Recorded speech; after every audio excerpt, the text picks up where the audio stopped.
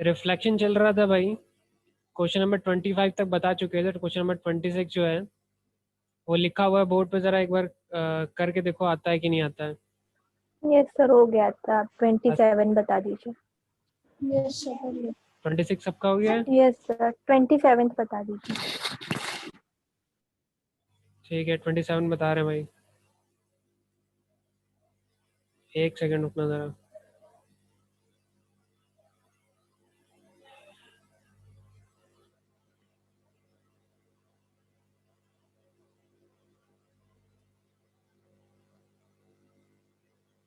Question number 27 हमने copy कर दिया है।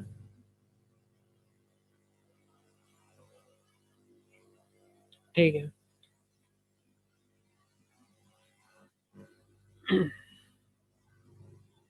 एक सेकंड रुकना भाई।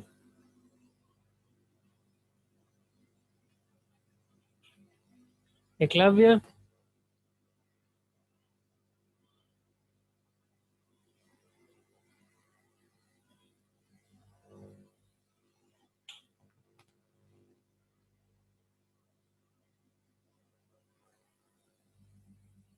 एकलव्य। Yes sir. चलो ठीक है, अब लगभग आ गए, मुस्कान नहीं है, बाकी सब लोग आ गए। चलो ठीक है, क्वेश्चन नंबर 27 बता रहे हैं भाई। ठीक है सब लोग देख लो, मुस्कान भी आ गई भाई। एक मिनट रुक ही जाते हैं भाई, बड़ा जाम है यार।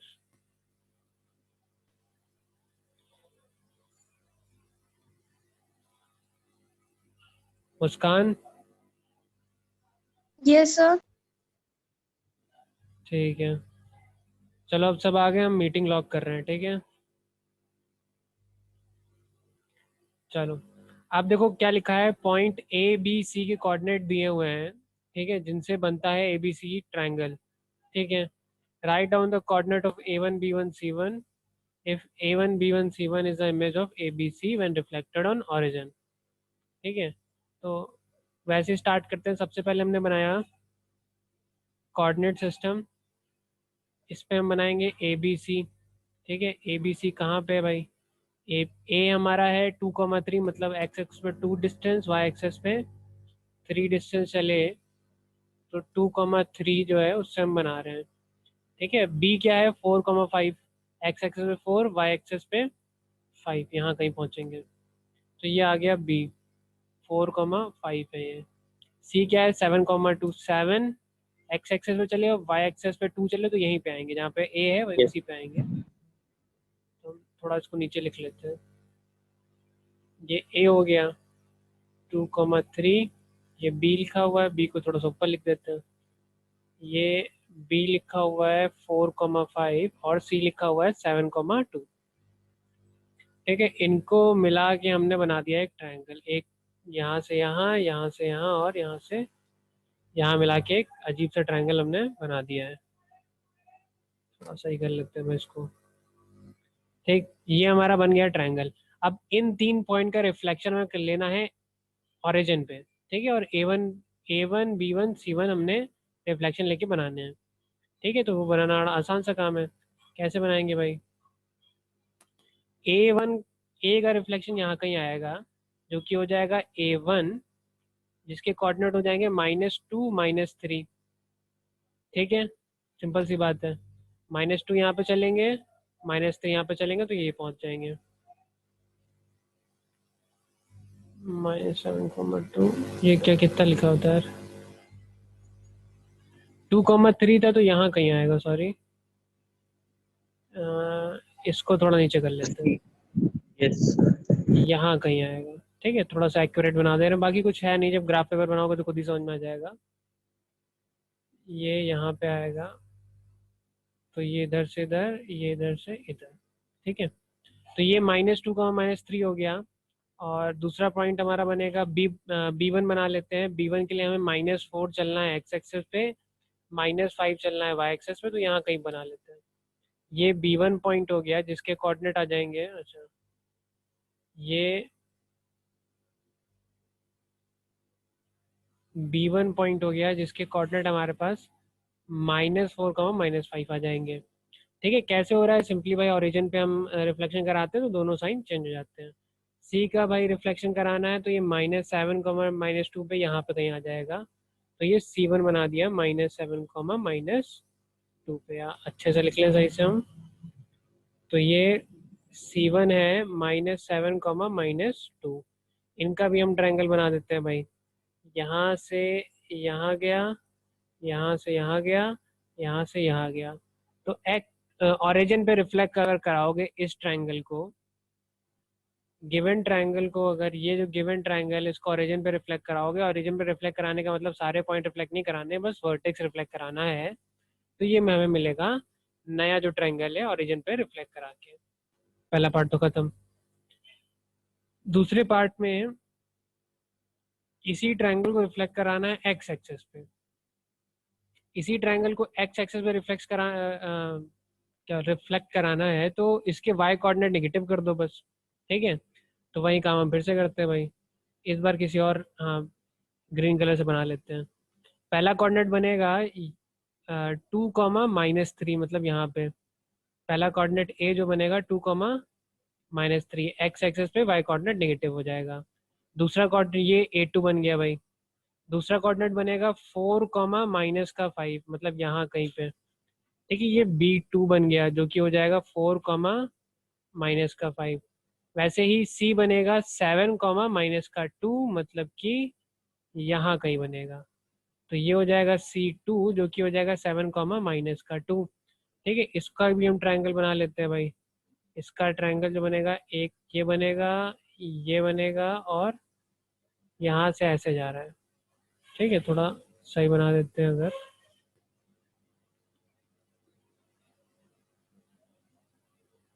तो ये ऐसे बन जाएगा। ठीक है, और ये बन गया A2 पॉइंट जिसके कोऑर्डिनेट हैं 2, -3। इतना काम तो आसान है भाई, दोनों ट्रायंगल बना दिए हैं। ये जो है ओरिजिन पे रिफ्लेक्ट करके आया है, ये जो है एक्स एक्सेस पे रिफ्लेक्ट करके आया है। ठीक है, तीसरा क्या है? Assign the special name.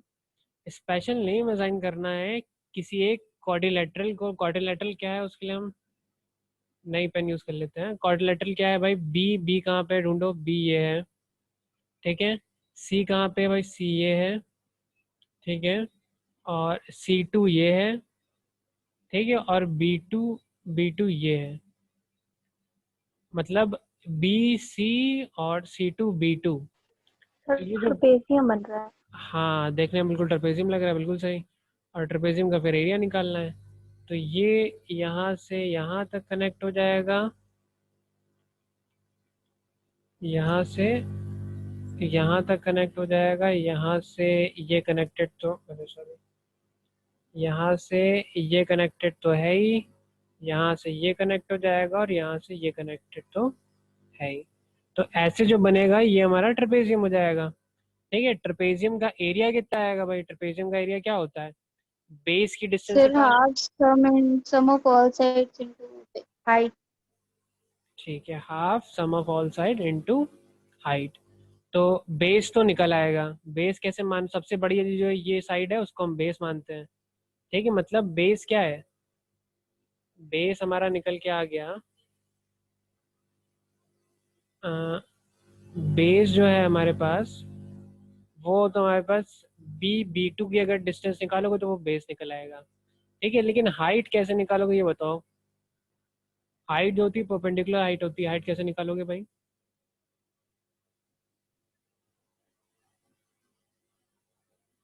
किसी को कोई आइडिया है हाइट कैसे निकालेंगे? Sir, height x-axis पे line करें. कितना आएगा? Sir 3 centimetre. 3 सेंटीमीटर कैसे निकाले ये बताओ? सर सॉरी एक्स एक्सिस पे लाइक कर लिए तो इतने जितने आ रहे थे बीच में उसको काउंट कर लिए सेंटीमीटर। एक्स एक्सेस में लाई कर रही है। पहले तो भैया देखो कॉन्सेप्ट समझ लो, अगर कॉन्सेप्ट में दिक्कत आ रही है तो। ठीक है, ये हमारे पास बन गया ट्रेपेजियम। ठीक है, ट्रेपेजियम में क्या होता है? बड़ी वाली साइड जो होती है वो तो बेस होता है। हाइट क्या होती है? इस जो बेस है इस पे कोई परपेंडिकुलर लाइन तुम्हें मिल जाए, इस बेस पे तुम्हें कहीं पे भी, यहाँ पे मिल जाए, कहीं पे मिल जाए, परपेंडिकुलर लाइन मिल जाए जो कि अपोजिट साइड को छू रही हो, उसकी जो डिस्टेंस होती है उसको हम हाइट बोलते हैं, चाहे इसको बोल लो, चाहे इसको बोल लो, चाहे इसको बोल लो। तो हमें क्या ढूंढना होता है, बेस के रिस्पेक्ट में एक परपेंडिकुलर साइड ढूंढो। और यही काम उसने भी किया था, अगर तुम्हें याद है कि नहीं याद है, सही से लगाया था कि नहीं लगाया था, जब हमने सर पैरेललोग्राम। हाँ बेटा, सर हाँ बताओ। ये वाला वापस सर मेरा नेटवर्क चलेगा तो ये वाला वापस से बता दीजिएगा। चलो वापस से बता दें, ठीक है। तो क्या किया हमने, देखो हम रिकैप कर लेते हैं। जी सर। सबसे पहले तो हमने ए बी सी पॉइंट पता लगाया, मतलब पता थे हमारे पास, ए बी सी पॉइंट के कोऑर्डिनेट हमें दिए हुए थे। ए बी सी कोऑर्डिनेट में पहला पार्ट हमने सॉल्व किया। पहले पार्ट में कह रहा है कि ए बी सी का रिफ्लेक्शन करा रहे हैं किस पे, रिफ्लेक्शन करा रहे हैं ओरिजिन पे। ओरिजिन पे रिफ्लेक्शन करा के A dash B dash C dash से एक ट्राइंगल बना रहे, A one B one C one से एक ट्राइंगल बना रहे हैं। तो ये ए बी सी था, इसका रिफ्लेक्शन कराया एक्स एक्सेस पे, तो इसके कोऑर्डिनेट क्या हो जाएंगे, ए के कोऑर्डिनेट हो जाएंगे, दोनों बदल जाते हैं ओरिजिन में, ठीक है। तो 2,3 जो है -2,-3 बन जाएगा। -2,-3 लिख दिया, ए वन के कोऑर्डिनेट ये हो गए, ठीक है। बी वन के कोऑर्डिनेट क्या हो जाएंगे, 4,5, बी के कोऑर्डिनेट तो बी वन हो जाएगा -4,-5, ठीक है। सी के सी 7,2 था, तो सी वन हो जाएगा -7,-2। इतना हो गया था, इससे हमने ओरिजिन पे रिफ्लेक्शन कराया था, ठीक है। ओरिजिन पे रिफ्लेक्शन कराने के बाद पहला पार्ट सॉल्व हो गया था, सेकंड पार्ट हमने करा था। Okay sir. सेकंड पार्ट में हमने क्या किया था भाई, सेकंड पार्ट में इसी ट्रायंगल को लिया था, इसका रिफ्लेक्शन इस बार कराना है एक्स एक्सेस पे। एक्स एक्सेस पे रिफ्लेक्शन होता है, रूल ये होता है वाई कोऑर्डिनेट का साइन चेंज कर दो। 2,3 का साइन चेंज करके 2,-3 कर दिया, पॉइंट यहाँ पे बना, प्लॉट करके देखा तो, ठीक है। 4,5 का साइन चेंज कर दिया तो 4,-5 बना, 7,2 का साइन चेंज कर दिया तो 7,-2 बना, ठीक है। तो ये वाला ट्रायंगल भी, नीचे वाला ट्रायंगल भी बना दिया। दूसरा पार्ट भी पूरा हो गया। तीसरे पार्ट में हमसे पूछ रहा था कि अगर हम क्वाड्रिलेटरल बी सी, अगर हम क्वाड्रिलेटरल देखें बी सी सी टू और बी टू, इस क्वाड्रिलेटरल को अगर हम देखें तो वो क्वाड्रिलेटरल क्या है। तो पॉइंट बी हमने खोजा, पॉइंट सी हमने खोजा, पॉइंट सी टू हमने खोजा और पॉइंट बी टू भी हमने खोजा, और उनको जोड़ के देखा तो ये एक ट्रेपेजियम लग रहा है, ठीक है। ट्रेपेजियम है ये, ठीक है। ट्रेपेजियम क्यों है, क्योंकि इसकी पैरेलल साइड जो अपोजिट, एक अपोजिट साइड जो है वो पैरेलल है, इसलिए ट्रेपेजियम है, ठीक। Yes sir sir. A B और बी डैश की वैल्यू 10 सेंटीमीटर है और सी डैश की 4 सेंटीमीटर। बी और बी डैश की वैल्यू जो है 10 सेंटीमीटर और दूसरे की आ रही है 4 सेंटीमीटर। 4 सेंटीमीटर, ठीक है। अच्छा हाँ, फॉर्मूला भी तो आता बता रहे थे। तो दो बेस हो गए इसमें, सी और बी और बी डैश, और सी और सी डैश, ठीक है। तो बी और बी डैश की 10 सेंटीमीटर बता रही हो, या बी और बी टू की जो है 10 सेंटीमीटर, सी सी टू की 4 सेंटीमीटर, ठीक है। तो फॉर्मूला, एक बार फॉर्मूला भी लिख ही रहते हैं पहले। फॉर्मूला जो होता है, area is equal to half of sum of opposite side, sum of opposite या opposite parallel side into height, ये होता है ना formula. Yes sir. Yes sir. ठीक है। तो इसमें देखो सम ऑफ अपोजिट साइड में, अपोजिट पैरेलल साइड में तो कोई दिक्कत नहीं हो, तो आ ही जाएगा। मतलब बी बी टू की बात कर रहे हैं, सी सी टू की बात कर रहे हैं, तो वो तो आ ही जाएगा। दिक्कत की है हाइट कैसे आएगी, ठीक है। हाइट निकालने के लिए हमने तुम्हें क्या बताया कि जो बेस है उस पर एक परपेंडिकुलर जा रही है, वैसे इस पे परपेंडिकुलर तो इस पे परपेंडिकुलर होगी, दोनों आपस में पैरेलल हैं इसलिए। तो ये जो परपेंडिकुलर जा रही है उसकी डिस्टेंस हमें निकालनी है, ठीक है।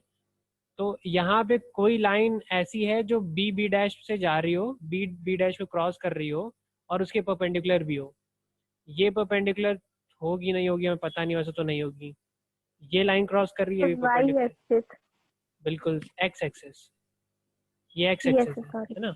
तो एक्स एक्सेस जो जा रही है परपेंडिकुलर भी होगी, ठीक है। एक्स एक्सेस जो जा रही है परपेंडिकुलर भी है, ठीक है। ये वाली परपेंडिकुलर नहीं थी, नीचे वाली परपेंडिकुलर नहीं थी, ये वाली परपेंडिकुलर है। मतलब कि थोड़ा जूम इन कर लेते हैं उसको, ठीक है। मतलब कि ये जो ये डिस्टेंस है, या इसको हम हटा देते हैं फिलहाल के लिए। ये जो डिस्टेंस है अगर ये हमें पता चल जाए किसी तरह, तो हमारा काम चल जाएगा। तो ये डिस्टेंस हम कैसे निकालेंगे भाई, ठीक है। थोड़ा और जूम इन होता है, हाँ हो जाएगा। तो ये डिस्टेंस हम कैसे निकालेंगे, ये काम है हमारा भाई, क्या करने वाले हैं भाई, अगर हमें ये डिस्टेंस पता चल जाए, यहाँ से लेके यहाँ तक की जो डिस्टेंस वो पता चल जाए, तो पता चल जाएगा भाई। ठीक है, तो कैसे पता चलेगा, देखो टोटल डिस्टेंस हमें पता है, यहाँ से लेके यहाँ तक की डिस्टेंस क्या है, ये जो 7 लिखा हुआ है यहाँ से लेके यहाँ तक की जो डिस्टेंस है, टोटल डिस्टेंस 7 मीटर है या 7 यूनिट है। ठीक है, यहाँ से लेके यहाँ तक की डिस्टेंस हमें पता है, इसके जो कोऑर्डिनेट है, सॉरी बी के जो कोऑर्डिनेट है, एक्स कोऑर्डिनेट, वो ये वाली डिस्टेंस बता रहा है, मतलब बी माइनस 7 - 4 कर दो तो हमारी डिस्टेंस जो है वो हमारी बीच वाली डिस्टेंस आ जाएगी, मतलब इसकी हाइट आ जाएगी। बात समझ में आई? हाइट हमें निकालनी है, जूम आउट कर रहे हैं। No sir. नहीं समझ में आया, अलग से बता देते सर हैं। एक और बार बता दीजिए प्लीज। ये एक बार हाँ बार बता और रहे बता। हैं। ये ट्रेपेजियम है भाई, ठीक है, ये इसमें से एक्स एक्सेस जा रहा है, या ये कोऑर्डिनेट सिस्टम है पूरा। ठीक है, यहाँ पे एक पॉइंट है जिसके कोऑर्डिनेट लिखे हैं 7, जो भी लिखा है, या देख लेते हैं एक बार, इसके कोऑर्डिनेट लिखे हैं 7, 2, और यहाँ पे एक पॉइंट है जिसके कोऑर्डिनेट लिखे हैं 4, 3। ठीक है, और ये जो है हाइट है, मतलब हमें ये वाली जो डिस्टेंस है, ये वाली जो हाइट है ये हमें निकालनी है, इतनी हाइट निकालनी है। तो ये कैसे निकालेंगे भाई, अब देखो इस पॉइंट तक पहुंचने के लिए एक्स एक्सिस में कितना चलोगे, 7 मीटर चलोगे ना, तो मतलब टोटल डिस्टेंस जो है, मतलब यहाँ से यहाँ तक की जो यस डिस्टेंस सर। है, वो तो जो इसका एक्स कोऑर्डिनेट है वही तो है। जब हम 7, 2 प्लॉट करने गए तो पहले हम एक्स एक्सिस 7 मीटर चले थे, उसके 2 मीटर जो है वाई एक्सिस में चले थे, मतलब कि जितना टोटल जितनी डिस्टेंस है उस पॉइंट की वो 7 मीटर्स है एक्स एक्सिस की। ठीक है, वैसे ही हम ये वाली डिस्टेंस, छोटी वाली डिस्टेंस भी निकाल सकते हैं, दूसरे पेन से कर लिया हुआ इसको, ये वाली डिस्टेंस भी निकाल सकते हैं हम। ये वाली डिस्टेंस कितनी होगी, बी जाने के लिए टोटल 4 यहाँ चले थे, 5 ऊपर चले, तो मतलब ये क्या हो, 4 हो गई, ये हो गई 7। तो अगर हमें इसकी डिस्टेंस चाहिए तो हमें टोटल 7 में से 4 माइनस कर देंगे हम, हमें आंसर मिल जाएगा। 3 आ रहा है। समझे, टोटल 7 में से 4 माइनस कर देंगे, हमें आंसर मिल जाएगा। ठीक है, ये काम और आसान होगा ग्राफ पेपर के ऊपर। ठीक है, कोई दिक्कत, वो उसमें ब्लॉक गिन लेना। ठीक है, वैसे ब्लॉक गिन के नहीं करना, ऐसे करना ज़्यादा रिलायबल रहेगा। कई बार तुम लोग स्केल लेते हो, क्या बोलते हैं, 1 यूनिट जो है वो 2 सेंटीमीटर की स्केल है तुम्हारी, और ब्लॉक गिन के करोगे सब गड़बड़ कराओगे। ठीक है, तुम्हारा आंसर 1.5 आ रहा है आधा, तुम्हारा आंसर 6 ब्लॉक आ गया। ठीक है, तो इसका थोड़ा ध्यान रखना, क्योंकि ग्राफ पेपर स्केल के बारे में पता है कि नहीं पता है भाई सबको? स्केलिंग करते हो जब बड़े पॉइंट होते हैं 20 यस सर। 30 यस होता है तो यस सर, सर। पता है। स्केल बड़ी छोटी कर देते हो, जब छोटे पॉइंट होते हैं पॉइंट में तो स्केल बड़ी कर देते हो। तो ग्राफ पेपर जब देखोगे तो स्केल भी ध्यान देनी पड़ेगी कि 1 यूनिट का तुम्हारा कितना सेंटीमीटर है, कितना यूनिट है। ठीक है, तो वो याद रखना, ऐसे करोगे थोड़ा रिलायबल पड़ेगा। टोटल 7 था और छोटा वाला 4 था, तो 21 स्क्वायर यूनिट्स। हाँ अब वो फॉर्मूले से कैलकुलेट कर लो। ठीक है, फॉर्मूले हम रख के देख लेंगे, हाफ इंटू, एक 10 आ रहा है, एक 4 आ रहा है, एक 3 आ रहा है। ठीक है, तो इसको सॉल्व करोगे तो आंसर तुम्हारा आ जाएगा। समझ में आई सबको चेक कर कहानी? लीजिए हाँ सर, चेक कर ले, 21 स्क्वायर यूनिट्स। चेक कर लेते हैं भाई, तब तक भैया नोट कर लो सब लोग।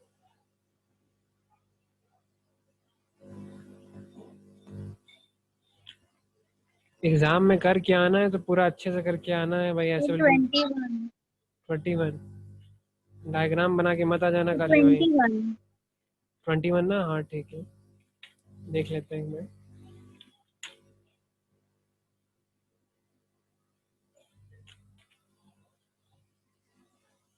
हाँ 21 है, ठीक है।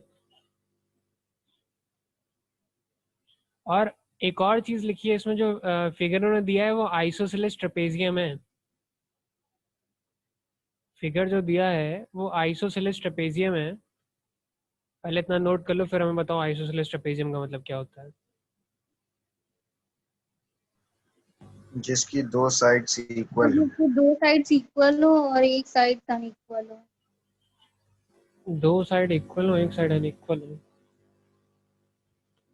ठीक है, चलो करेक्ट डेफिनेशन नहीं है, करेक्ट डेफिनेशन हम जो बता देते हैं, ये नोट कर लिया सबने? सबने नोट कर? हाँ यस चलो सर। आगे बढ़ते हैं भाई।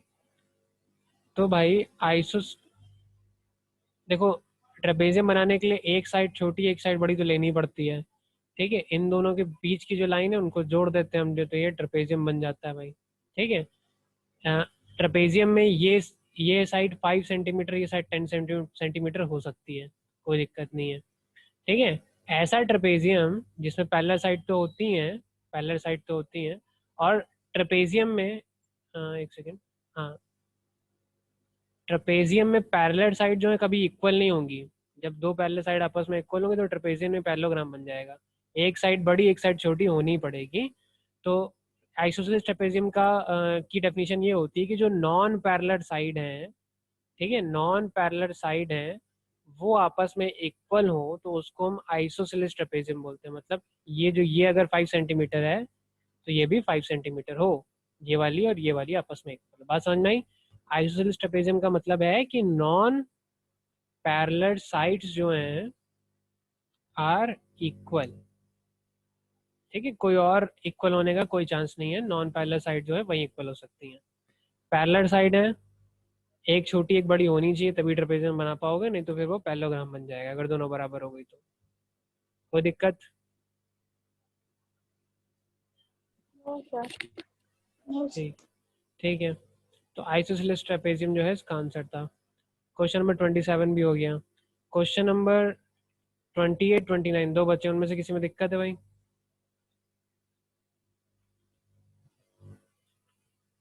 नहीं दिक्कत है? 29 हम बता देते हैं। 29 के लास्ट सर, 29 को फोर्थ में पूछ क्या रहा है समझ नहीं आया। सॉल्व हो गया, लास्ट में पूछ क्या रहा है क्वेश्चन। चलो एक सेकंड रुकना, तो मैं कॉपी कर लेता हूँ, फिर बता देखते हैं क्या पूछ रहा है भाई।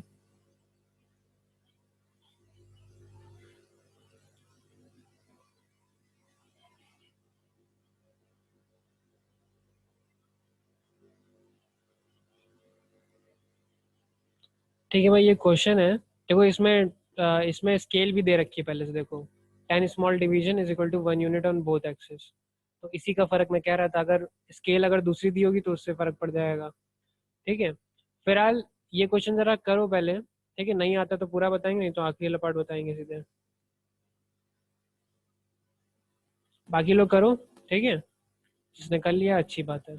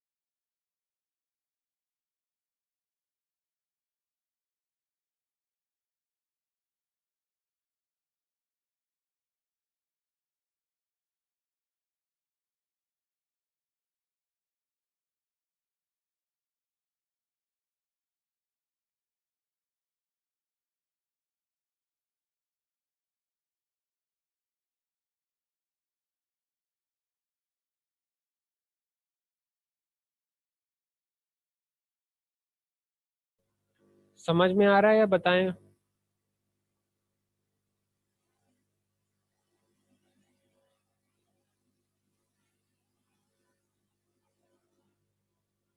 किसी को समझ में आ रहा है क्वेश्चन? सर बता दीजिए। बता दें?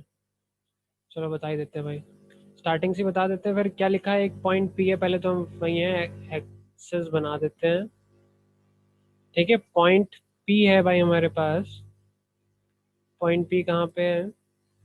0,5, 0, मतलब एक्स एक्सेस पे 0 चलोगे, वाई एक्सेस पे 5 चलोगे, मतलब यहाँ पे, ठीक है। तो पॉइंट पी हमारे पास ये है 0,5, और पॉइंट क्यू जो है -2,-2,4, मतलब इसके थोड़ा नीचे आएगा। ये पॉइंट क्यू है -2,4, ठीक है। अब P is invariant when reflecting in an axis. अगर पॉइंट P को किसी एक एक्सिस पे रिफ्लेक्ट करते हैं तो वो इनवेरिएंट है, मतलब वो अपनी पोजीशन चेंज नहीं करता है। तो वो कौन सी एक्सिस है? रिफ्लेक्शन के लिए दो ही एक्सेस होती हैं, एक्स एक्सेस और वाई एक्सेस जो है दो ही की मदद ले सकते हैं। उनमें से कौन सी एक्सेस ऐसी है जिसपे रिफ्लेक्शन में ये पॉइंट अपनी जगह चेंज नहीं करेगा? ठीक है, सिंपल सी बात है। अगर समझ में आ रहा है तो अच्छी बात है, नहीं समझ में आ रहा है तो रिफ्लेक्शन करके देख लो। पॉइंट पी को एक्स एक्सेस पे रिफ्लेक्शन कराओगे तो वाई कोऑर्डिनेट चेंज होगा, 0,-5 आएगा। ठीक है, पॉइंट पी को अगर एक्स कोऑर्डिनेट में रिफ्लेक्शन कराओगे तो आना चाहिए था -0,5, लेकिन -0 जैसा कोई शब्द नहीं, सॉरी वर्ड नंबर नहीं होता है, -0 का मतलब 0 ही होता है। आंसर मिल गया हमें। अगर वाई एक्सेस पे रिफ्लेक्शन कराओगे तो एक्स कोऑर्डिनेट चेंज होना चाहिए था। जब हमने एक्स कोऑर्डिनेट चेंज करा के देखा तो इसका रिफ्लेक्शन उसी पॉइंट पे बन रहा है, पी भी यही बन रहा है, पी डैश भी यही बन रहा है। मतलब ये कौन सी एक्सेस की बात कर रहे हैं? वाई एक्सेस की बात कर रहे हैं। बात समझ में आई? एक्स एक्सिस पे रिफ्लेक्शन कराओगे तो ये Yes, sir. कहीं कहीं और पहुंच जा रहा है, वाई एक्सिस पे रिफ्लेक्शन कराओगे तो वहीं पे रह रहा है। और क्या लिखा है भाई? Find the image of Q on the reflection on this axis. ठीक है, कौन सी एक्सिस? वाई एक्सिस निकल के आई है।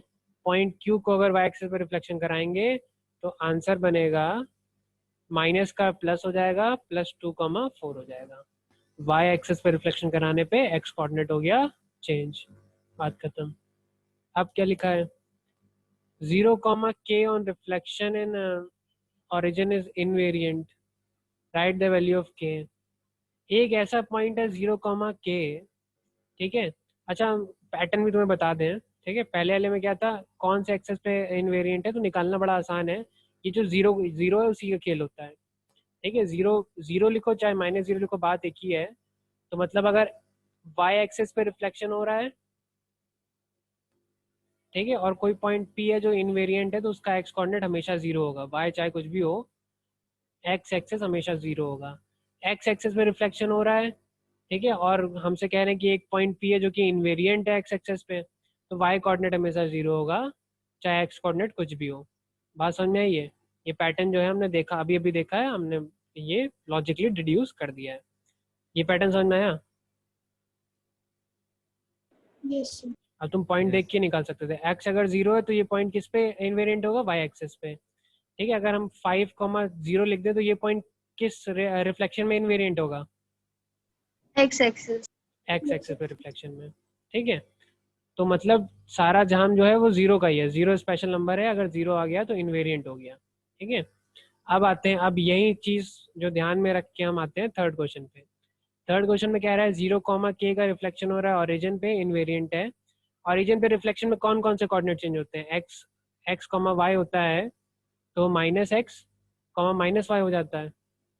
ठीक है, और एक पॉइंट मतलब x भी चेंज होता है, y भी चेंज होता है। ठीक है, तो इस केस में 0, पे के पॉइंट है और ओरिजिन पे रिफ्लेक्शन हो रहा है, तो मतलब वो पॉइंट जो है 0, 0 ही होगा।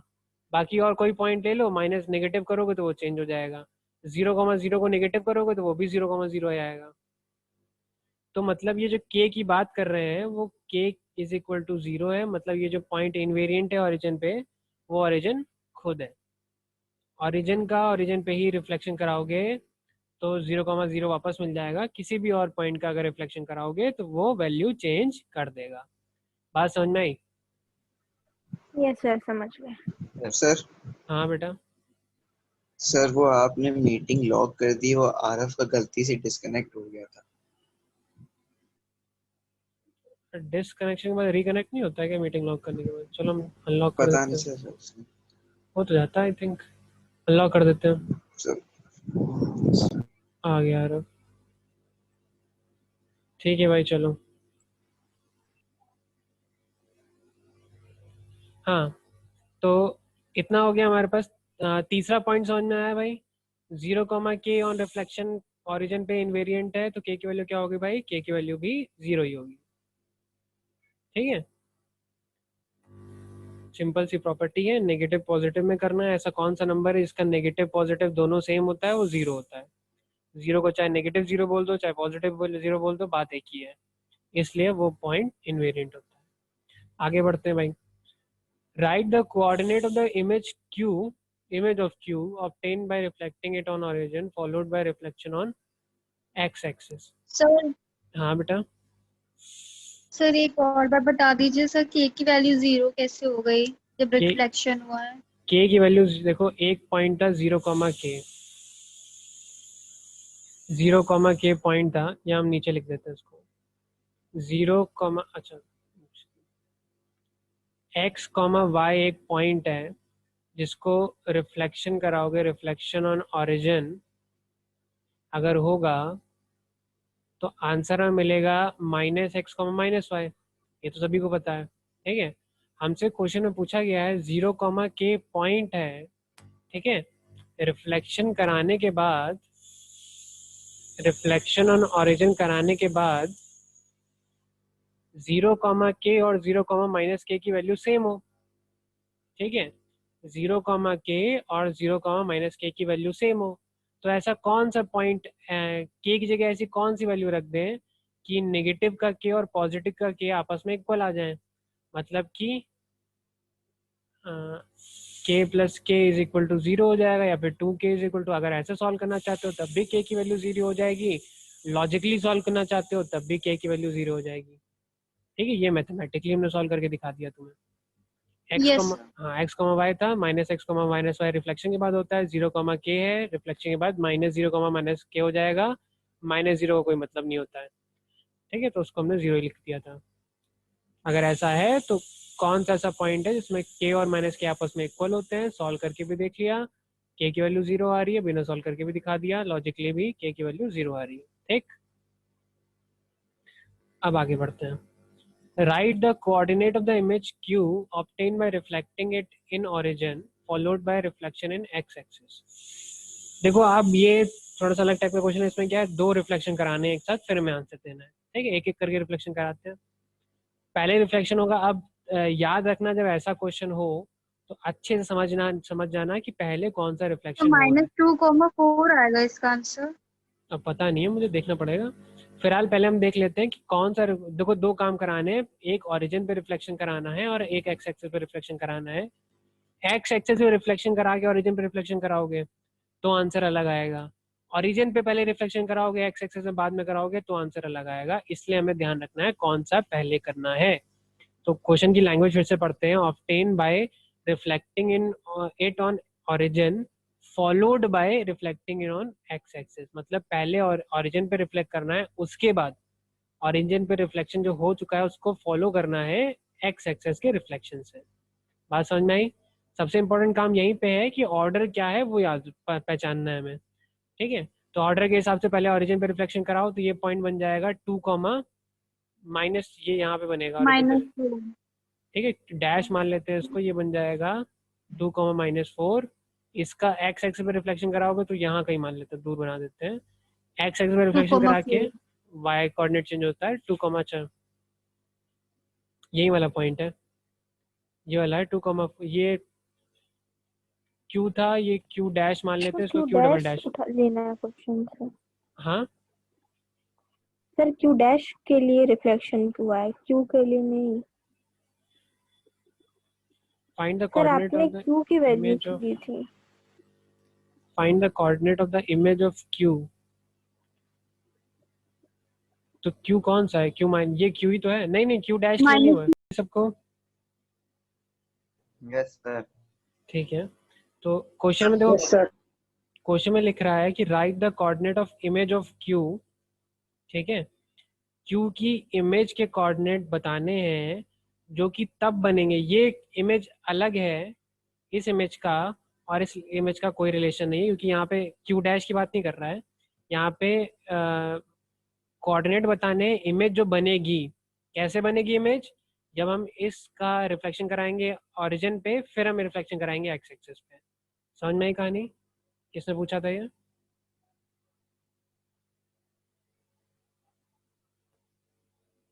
शिवांगी ने पूछा। शिवांगी क्लास में है? यस सर है। हाँ, तुम्ही ने पूछा था, किसने पूछा? चल, जिसने पूछा था ये बात समझ में आई। उसमें क्यू डैश, ये जो इमेज है और वाली जो इमेज है, एक सेकेंड भाई, ये वाली जो इमेज है और वाली जो इमेज है वो अंतर है, ठीक है। यहाँ पे क्या लिख रहा है, कोऑर्डिनेट लिखने हैं इमेज के, अभी लिखने हैं कोऑर्डिनेट, पहले जो लिखे हैं वो नहीं लिखने हैं, अभी लिखने हैं कोऑर्डिनेट इमेज के। कौन सी इमेज की? जो कि मिलेगी हमें ओरिजिन पे रिफ्लेक्शन कराने के बाद फॉलोड बाय एक्स एक्सिस पे रिफ्लेक्शन सर कराने के। 2,4 आ रहा है। ठीक है चलो देख लेते हैं। हाँ 2,4 आ रहा है। तो यहाँ पे क्यू डबल डैश मान लेते हैं, क्यू डबल डैश बनेगा, ठीक है 2,4 सॉरी 2,-4 2,-4 यहाँ पे बनेगा, जिसका रिफ्लेक्शन अगर हम कराएंगे, हम दिखा भी देते हैं उसको। इसका रिफ्लेक्शन कराओगे, अरे इसका रिफ्लेक्शन कराओगे अगर मान लो एक्स एक्सेस पे, तो ये थोड़ा सा ऐसे लाइन बनेगी। इसका रिफ्लेक्शन कराओगे तो ये यहाँ ऐसी लाइन बनेगी। मतलब कि वापस से क्यू डैश पे आ जा रहे हैं। क्यू डैश क्या था? जो हमें यहाँ पे आंसर मिला था वही है क्यू डैश। तो वापस से अगर हम सीधा रास्ता चल सकते हैं, एक ही बार वाई एक्सिस पे रिफ्लेक्शन कराएं, या फिर पहले हम ओरिजिन पे रिफ्लेक्शन कराएं फिर हम एक्स एक्सिस पे रिफ्लेक्शन कराएं, बात वही पड़ेगी। तो इसका आंसर भी 2,4 ही आएगा। सेकंड वाले का आंसर भी 2,4 ही आ रहा था। बात समझ में आई? Yes sir. हाँ बेटा कोई कुछ कह रहा है? सर इमेज ऑफ क्यू मतलब क्यू डैश जो आया था। ये देखो ये क्वेश्चन नंबर 2 से आया था, ये क्वेश्चन 2 का आया था। यहाँ पे अगर तुम पूछ रही हो तो ये अभी लिखने के लिए बोल रहा है ना। ये कह रहा है कि क्यू को रिफ्लेक्शन करा के इमेज के कोऑर्डिनेट लिखो, पुरानी वाली इमेज से कोई रिलेशन नहीं है। ठीक है, अगर ये लिखा होता कि जो इमेज आई थी, अगर ऐसा लिखा होता right the coordinate of reflection of image, ठीक है, that is the image of Q. ठीक है, 2 बार इमेज लिखा हो या ऐसा कुछ लिखा होता कि जो इमेज आई थी हमारे पास क्यू की, उसका रिफ्लेक्शन फिर से कराना है, फिर उसको कोऑर्डिनेट लिखने हैं। यहाँ पे साफ साफ लिखा हुआ है कि find the coordinate of image. Image के कोऑर्डिनेट हमें ढूंढने हैं, पहले से दिए नहीं हुए। बात समझ में आई? तो मतलब रिफ्लेक्शन भी क्यू का कराना है, क्यू डैश का नहीं कराना है। क्यू डैश का करोगे तो यहाँ से यहाँ पहुंचोगे पहले, फिर यहाँ से यहाँ पहुंचोगे। तो क्यू डैश का अगर रिफ्लेक्शन करा दोगे तो क्यू ओरिजिनल क्यू पे पहुंच जाओगे। ठीक है, जो कि वो आंसर नहीं आ रहा है। ठीक है, हम कंफर्म कर लेते हैं, लेकिन वो आंसर नहीं आएगा। Question number 29।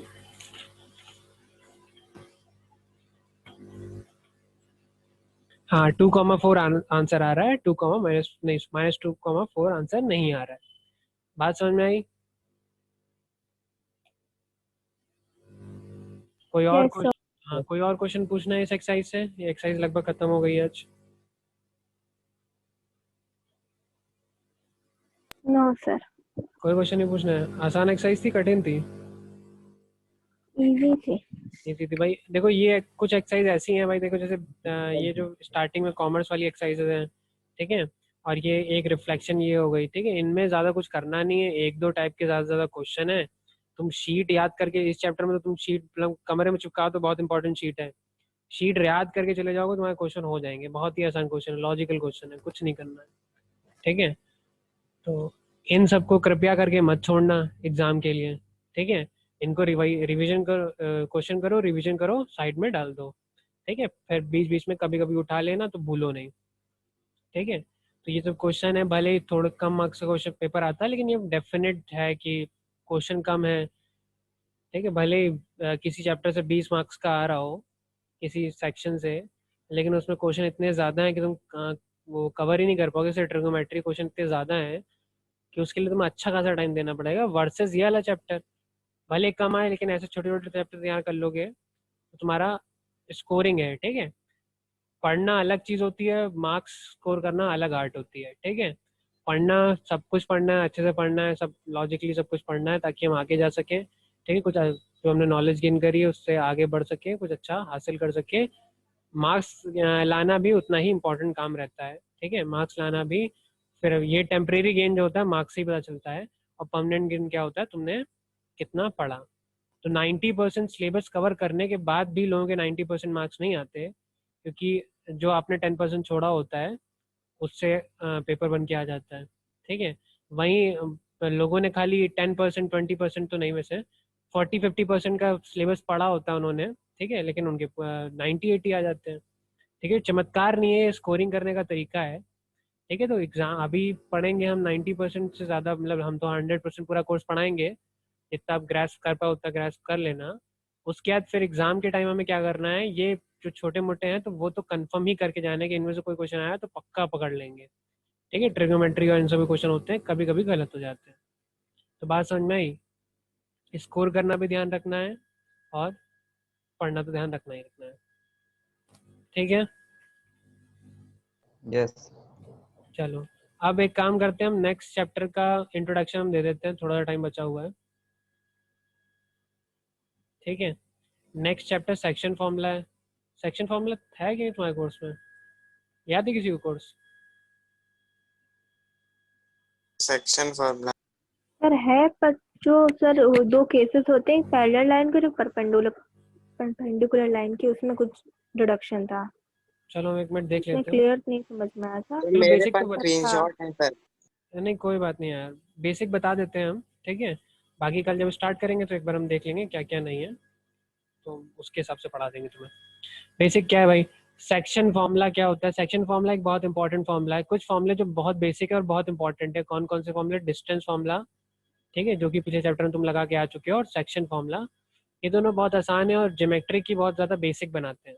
ठीक है, तुम अभी भी ये काम आएंगे, आज से 10 साल बाद, 20 साल, मतलब जब अगर तुम कंटिन्यू करते रहोगे 10th 11th 12th 13 जब तक जितना पढ़ते रहोगे उस सब जगह बेसिक ट्रिग्नोमेट्री का ये पार्ट, बेसिक ज्योमेट्री का ये पार्ट होगा ही होगा। डिस्टेंस फॉर्मूला होपफुली सबको याद होगा, under root of x2 minus x1 का whole square. No sir. Distance formula याद होना चाहिए यार, ये है डिस्टेंस सर फॉर्मूला। देखिए भेज दिया आप। चलो हाँ, वो हम देख लेंगे, कोई दिक्कत नहीं है। तो डिस्टेंस फॉर्मूला क्या होता है भाई? Distance formula x2 minus x1 plus y2 minus y1 का होल स्क्वायर जो होता है, जो अभी पढ़ते हुए आ रहे हैं। P और Q दो दो पॉइंट इनके कोऑर्डिनेट हमें दिए हुए हैं, तो इनके कोऑर्डिनेट के बीच की डिस्टेंस कैसे निकालोगे भाई? डिस्टेंस फॉर्मूला जिंदाबाद। ठीक है, ये तो बेसिक सी चीज़ है। सेक्शन फॉर्मूला क्या होता है?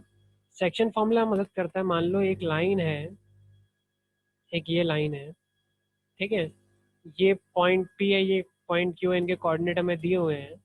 तो इसको हमने, फिर हम तुमसे कहते हैं, इसको हमने दो पार्ट में डिवाइड कर दिया। ठीक है, दो पार्ट में मान लो यहाँ से डिवाइड कर दिया। ठीक है, यहाँ से डिवाइड कर दिया और हमने बोला कि ये 1:4 के रेशियो में अगर एक लाइन डिवाइड कर दी, तो ये जो पॉइंट R बन रहा है, इसके कोऑर्डिनेट क्या होंगे? जब इसके कोऑर्डिनेट और इसके कोऑर्डिनेट गिवन होंगे तो। ठीक है, तो ये फाइंड करने के लिए हमारे पास सेक्शन फॉर्मूला लगता है। सिंपल सी बात है भाई। ठीक है, सेक्शन फॉर्मूला का चैप्टर भी बड़ा आसान है, एक ही फॉर्मूला है भाई, एक दो फॉर्मूले हैं इसमें, और उस फॉर्मूले में पूरा पूरा चैप्टर बेसिस है। ठीक है, पूरा चैप्टर उन्हीं फॉर्मूले पे बेस्ड है, तो बड़ा आसान सा काम है। दो ही फॉर्मूले हैं, दो नेम्ड फॉर्मूले, बहुत इंपॉर्टेंट फॉर्मूले हैं। एक ही एक्सरसाइज मेरे ख्याल से इसमें भी, हाँ एक ही एक्सरसाइज है। ठीक है, अच्छे से करोगे फटाफट हो जाएगी। ठीक है, काम खत्म हो जाएगा इसका भी। ठीक है, चलो तो सेक्शन फॉर्मूला एक काम करते हैं, हम लिखा देते हैं, कल हम एक्सप्लेन कर देंगे अच्छे से।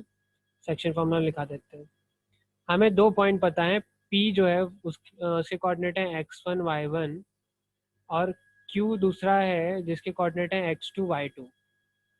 ठीक है, ये दो पॉइंट अगर हमें पता है, और हमें पता है कि एक लाइन ये जो बना रहे हैं, उस लाइन को हमें m/n के रेशियो में डिवाइड करना है। ठीक है, 1:2 का रेशियो हो सकता है, 4:5 का रेशियो हो सकता है, m और n की कुछ भी वैल्यू हो सकती है, लेकिन हमें m/n के रेशियो में डिवाइड करना है। ठीक है, अगर हमें m/n के रेशियो में डिवाइड करना है तो फॉर्मूला क्या बनेगा? ठीक है, तो बीच में मान लो ये है, तो ये जो r पॉइंट है इसके कोऑर्डिनेट क्या बनेंगे? इसके कोऑर्डिनेट हमने अल्फा कोमा बीटा मान लिया हमने, मान लो। ठीक है, तो जो अल्फा की वैल्यू हो जाएगी वो हमारे पास हो जाएगी mx2 plus nx1 upon m+n, ये अल्फा की वैल्यू हो जाएगी। बीटा की वैल्यू क्या हो जाएगी भाई? my2 plus ny1 upon m+n। ठीक है, देखने में भले कठिन लगे, लेकिन ये बड़ा आसान सा फॉर्मूला है। ठीक है, मतलब r के कोऑर्डिनेट क्या हो जाएंगे? r के कोऑर्डिनेट जो हो जाएंगे mx2 plus nx1 upon m+n। ठीक है, comma my2 plus ny1 upon m+n। Formula याद कैसे करना है भाई? फॉर्मूला याद ऐसे करना है कि अल्फा जब निकालना है तो भाई m को मल्टीप्लाई किया इसके अपोजिट वाले एक्स एक्सेस से। इसका एक्स एक्सेस निकालना है तो इसका भी एक्स एक्सेस देखो, इसका भी एक्स एक्सेस देखो। m को मल्टीप्लाई करो x2 से अपोजिट से, n को मल्टीप्लाई करो x1 से अपोजिट से, दोनों को प्लस कर दो, अपॉन नीचे में ये जो है रेशियो है उनका प्लस करके लिख दो। यही फॉर्मूला यहाँ पे भी है। वाई कोऑर्डिनेट निकालना है तो खाली वाई कोऑर्डिनेट पे ध्यान दो, वाई इसका वाई इसका। m को मल्टीप्लाई कर दो, इसको हटा देते हैं, इसको हटा देते हैं। m को मल्टीप्लाई कर दो अपोजिट वाले के y कोऑर्डिनेट से, n को मल्टीप्लाई कर दो अपोजिट वाले के y कोऑर्डिनेट से, और दोनों को प्लस कर दो और m प्लस n लिख दो। ये सिंपल सा फॉर्मूला है, ठीक है। इसको जरा नोट कर लो, सेक्शन फॉर्मूला का बेसिक फॉर्मूला, इसी फॉर्मूले को हम सेक्शन फॉर्मूला बोलते हैं। ये जो है इसको सर ये section- आर की कोऑर्डिनेट आपने अल्फा बीटा क्यों लिए हैं? कुछ भी मान सकते हो, अल्फा बीटा अपना नाम लिख दो। अल्फा बीटा वेरिएबल है जिनके बारे में हमें नहीं पता है। अल्फा बीटा की जगह हम क्या लिख दें, ए भी लिख दें, ए कॉमा बी लिख दें। यहाँ पे ए लिख दिया, यहाँ पे बी लिख दिया। आर के कोऑर्डिनेट हमें नहीं पता थे, जिसकी वैल्यू ए कॉमा बी थी, ठीक है, जिसको हमने मान लिया ए कॉमा बी, ठीक है। ए कॉमा बी मान सकते हो, एक्स कॉमा वाई मान सकते हो। इसको नोट कर लिया, यस सर। ठीक है। अब एक देखो, एक छोटा सा क्वेश्चन करके दिखा देते हैं, आसान हो जाएगा सब। देखो, अगर हमने बोला तुमसे कि हमारे पास एक लाइन है, कोई भी कहीं भी लाइन हो सकती है, लाइन है मान लो P जिसके कोऑर्डिनेट 2,4 है, और हमारे पास लाइन Q है जिसके कोऑर्डिनेट 5,7 है, और हम इस लाइन को डिवाइड करना चाहते हैं 2:3 के रेशियो में। मान लिया हमने कि हम, या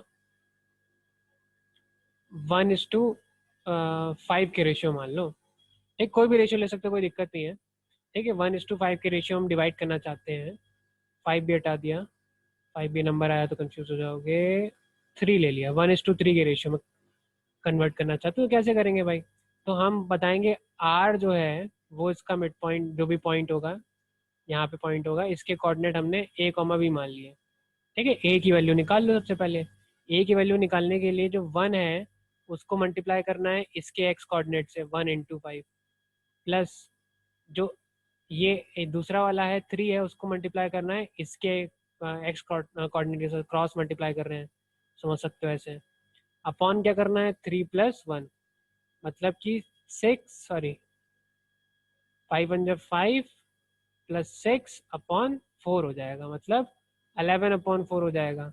मतलब r के कोऑर्डिनेट क्या है, 11, x कोऑर्डिनेट तो 11/4 है, y कोऑर्डिनेट हम निकाल लेते हैं फिर से।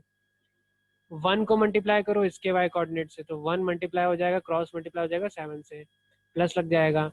3 मल्टीप्लाई होगा इसके y कोऑर्डिनेट, तो मतलब 3 × 4 हो जाएगा, अपॉन में 1 + 3 आंख बंद करके लिख दूँ, तो 7 + 3 + 3 × 2 जो है, 3 × 4 जो है 12 हो जाएगा, ये 4 हो जाएगा, विच गिव्स अस 19/4।